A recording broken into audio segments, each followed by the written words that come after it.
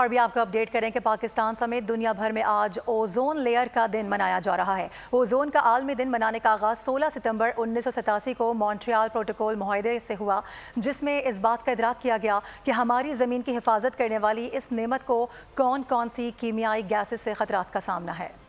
Ozone نہ ہوتی تو زمین پر نہ زندگی ہوتی، نہ سبزہ، کرۂ ارض بنجر اور بیابان ہوتا۔ اوزون اس خاص گیس کا نام ہے جو ہماری زمین کو اپنے حصار میں لیے ہوئے ہے۔ اوزون نہ ہوتی تو سورج کی نقصان دہ تابکاری شعاعیں زمین پر نہ صرف کینسر سمیت دیگر مضر امراض کا باعث بنتی بلکہ ڈی این اے تک قائم نہیں رہ سکتا تھا۔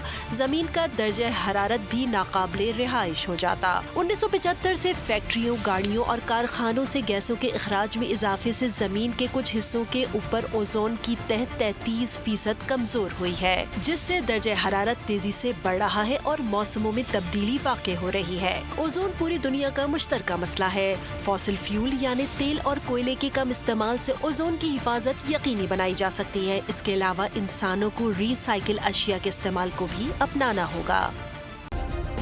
سبسکرائب کریں اور بیل دبائیں تاکہ کوئی خبر رہ نہ جائے۔